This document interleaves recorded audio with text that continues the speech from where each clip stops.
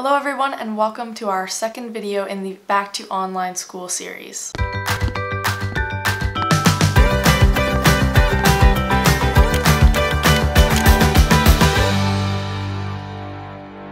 In today's video, I will be sharing with you some strategies for finding online resources, taking notes, and creating a study schedule, and also some study tips for when you're working from home. If you haven't had the chance yet to watch the first video in the series where we show you how to set up a home office and prepare for your courses, then make sure you go watch that video first and then come back to this one when you're finished. Having some or all of your courses online during the school year can vary from school to school and program to program. In all cases, you can probably expect a combination of asynchronous and synchronous courses. In an asynchronous class, you are usually expected to just learn the material at your own pace and watch the lectures on your own time. In a synchronous class, you're expected to actually show up to class onto the online platform with the rest of your classmates and do the class as if it was in person, but just online at the same time. In the spring, it was very common for my professors to host an online lecture similar to a live stream where students would come in a synchronous format if they were available. Professors would also record these sessions, the audio and the visuals, and then post the recording online in case someone was in a different time zone or unavailable to go to the class at that time. Although this was how most of my classes were, some required you to be there at this specific time, and others the professor just recorded everything right at the beginning and put it all online so that you were able to watch the material at your own pace without being interrupted by having other students in the class. Both styles have their pros and cons. So in synchronous, you get the student collaboration, the engagement, the structure you would have if it was in-person school. But if it's asynchronous, then it allows you to learn things at your own pace, and it allows to accommodate for any kind of fluctuating schedules that you might have during this time. Whether your courses are synchronous or asynchronous, hopefully your professor will offer you an office hour sometime throughout the week. This office hour would be live, and it would be a chance for you to ask questions, you get clarification on something that happened either in a lecture earlier that week or in something that you've watched pre-recorded. Because we aren't restricted to a physical space when we're on an online platform, some teachers will probably choose to implement teaching assistants. Teaching assistants are around to help, and they are usually students who have previously completed the course and excelled in it and now come back to support students while they're trying to learn it. Office hours are a really great tool to help you engage with the course, build support systems, and get more information. So make sure that you're noting down when your professor or teaching assistant's office hours are so that you can attend them and have it as a resource in your calendar. Anytime you get stuck, you know when and where you can talk to your teacher. Whether you're starting school in the fall, in high school, or in university, you might have to become a little bit more resourceful in how you find extra information. It might be really helpful to take an hour or two to go through your school's website and note down any resources that they have now moved online. Keep an eye out for things like course unions, textbook buy and sells, supplemental learning, peer support networks, and faculty support resources. In addition to the ones provided from school, things like Google, YouTube, Chegg, Integral Calculator, Wolfram Alpha, all of those things are online resources that you can and should be using as a tool to help you learn. Personally, channels like Khan Academy and Patrick JMT on YouTube have helped me so much when I was starting my engineering degree. So take a little bit of time, go through, find all the online resources you can, and bookmark them all. Categorize those bookmarks into folders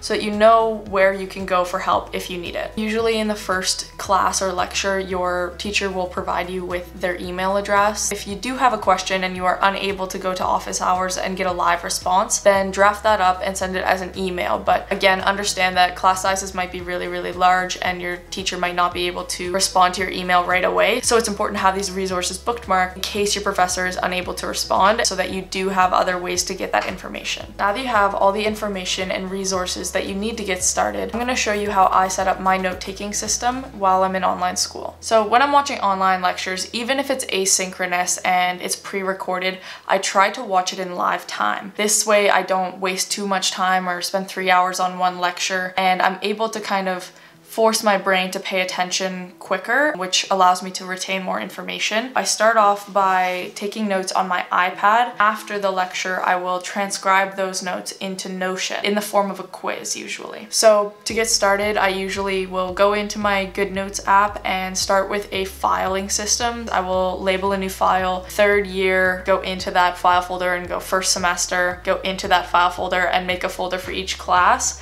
similar to if you had a binder for first semester, and if you open up that binder, then you've got a divider for each class. You can do it like that too if you have the paper resources. I just have the iPad because everything kind of stays in one place, and I've gotten the hang of writing with the pen. It's how I stay more organized, but up until this point, I did use different notebooks and scribblers, so you can definitely use that as well. Once I'm in the course folder, I would have 4 or 5 different folders in there depending on what course it is. One for lecture notes, one for assignments or quizzes, one for exam preparation, one for labs, and I might even have one for miscellaneous items if the class gives lots of handouts or demonstrations. I've experimented with a couple of different systems in the GoodNotes app. I've tried just having one lecture note that is really long and just ongoing, and every day I just pick up where I left off. I've also tried breaking it up based on unit or module, so you know, all of chapter 1 is in one note, and then you scroll through and all the different notes fit each other in chapter 1.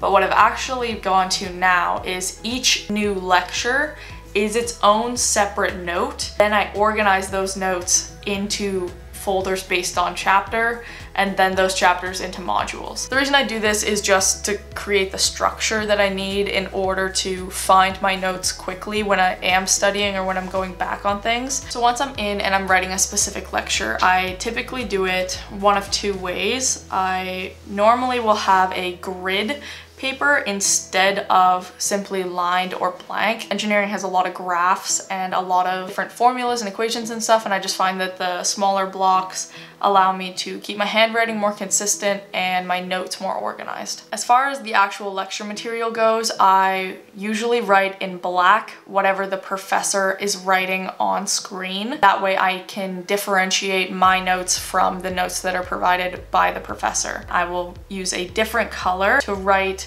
things that the professor or teacher is saying. So for anything that's my thoughts or my ideas, I will use a different color as well. I will write down questions that I have, things that I think about, things I want to check on, or any kind of notes, like if it reminds me of something else, or if I want to draw a picture next to it to visualize it. I will do all of those things in the 3 separate colors. That way when I'm going back through my notes, I know what information is where, what I don't totally understand, what I do understand, and it's almost like taking notes and annotating it at the same time. I will say that this is a system that I've developed because I am able to write pretty quickly. I know when I first started writing on my iPad, I was slow and it was ugly and it was very difficult, but as you do it more, it does get easier. If you're typing your notes or if you're writing your notes, use different color pens, different note sections open as you're typing and type in each one. That's personally why I like to do it on the iPad first, because I am able to move things around and reorganize things as I go. So moving on to Notion now, I'm going to show you how I set up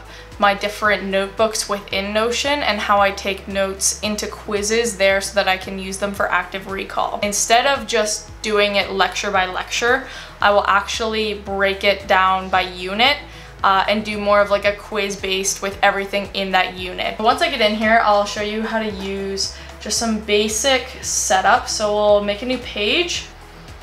First / page, then I'll title it, let's call this Unit 1, and then I will add an icon just so that I can kind of keep track of what they are visually. And then in the unit, I will use / to drop down the basic blocks, choose toggle list. I will write a question regarding whatever it is, and then I will toggle down, and this is where I'll put the answer. And that way, when I'm studying, I can ask myself the question and try and recall, okay, how did I do this? And how did I learn that? What is it? How does it work? Where can I find more information about this? And I will do this setup for every piece of information I have per unit. And so that way when I go through and I'm studying, if it's right before an exam or a midterm or a quiz or a test or something, I don't have to search for study material. Speaking of study habits, now I'm going to show you how I set up my Google Calendar in order to time block and structure my study schedule when I'm in online school. So like I said in the last video where we go through and pick out all the important dates from our syllabus, when our assignments, our quizzes, and our exams are, we're actually going to be working backwards to build a study schedule off of that information. Having the deadlines and being able to work backwards and planning out when you're going to be studying each topic is just going to again help you to build that structure and that routine that you need in online school in order to effectively stay on top of your work. So let's go into Google Calendar right now, and I will show you just an example of how I might structure my day. I usually like to spend 2 or 3 days studying for each midterm solely. I won't be doing assignments, and I won't be also trying to study for a different exam. You want to have 2 or 3 days where your dedicated study time is for that midterm. A tip from a professor that I got in first year was always finish studying all of your exam material 24 hours before your exam. So the last 24 hours before your exam, you shouldn't be trying to learn anything new.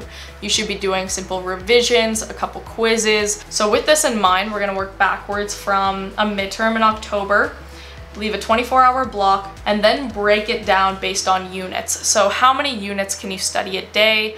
How much time do you need to study these? What other commitments do you have? Keep track of how much time you really need to spend and how much studying you're actually getting done per hour. Personally, I like to try and take a preventative rather than curative approach on this. So it's better to have more studying done in advance than realize you need to study a lot last minute. So it's important to plan for that. As far as assignments go, I know from personal experience that it can be really tempting to leave them to the day that they're due, but I can promise you that getting those done in advance is just gonna help you to reduce the stress that you might have if you have a lot of assignments due throughout your weeks. If I was going to set up my schedule for a week in online school, it might look a little something like this. So as you can see, I have in my assignments what time I will be watching my lectures, whether they're synchronous or asynchronous, time I've scheduled in for breaks, and some of the time I've scheduled in for buffers. If you've never heard of the Pomodoro technique,